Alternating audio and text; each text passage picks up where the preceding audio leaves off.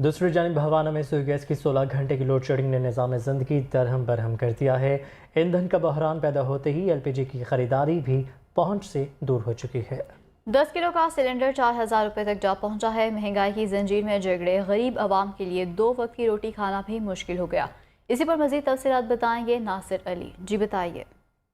जी बिल्कुल, बहाना में 15 से 16 घंटे की सुई गैस की लोड शेडिंग से ईंधन का बुरान पैदा होते ही एलपीजी गैस की कीमत में इजाफा हो गया है और कीमत आसमान से बातें करने लगी हैं। 10 किलो का सिलेंडर 4000 में फ़रोख्त होने लगा है। गरीब और बेरोज़गारी में पीसी आवाम के लिए 2 वक्त का खाना पकाना तक मुश्किल हो गया। मेरे साथ खातून भी मौजूद है, उनसे भी पूछते हैं। जी बताइएगा, सुई गैस की लोड शेडिंग और एलपीजी कीमत के इजाफे की वजह से आपको क्या मुश्किलात है और हुकूमत से आप क्या मुतालबा करेंगी? जी आपके सामने ही है। जब भी हम खाना बनाते हैं गैस चला जाता है। जब भी बच्चों ने स्कूल जाना होता है तब भी हम नाश्ता बनाना होता है तो गैस चला जाता है। और आगे सर्दी स्टार्ट है, सर्दी आने वाली है। सर्दी में बिल्कुल हम जो है इतना मुश्किल हो जाती है, गैस महंगी हो जाती है, सिलेंडर हम भरवा नहीं सकते।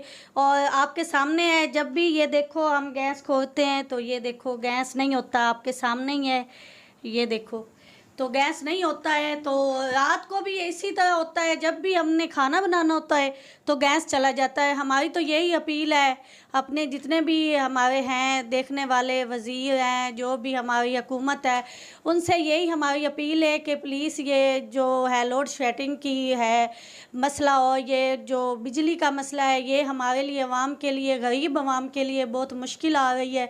तो ये लोड शेडिंग ख़त्म करो ताकि हम 2 या 3 टाइम का खाना तो सुकून से खा सकें। जी खतून की बात आपने सुनी। उनका कहना है कि हमारा हुकूमत से मुतालबा है कि सुई गैस की लोड शेडिंग ख़त्म करके एलपीजी जी ठीक है, बहुत शुक्रिया अपडेट करने के लिए।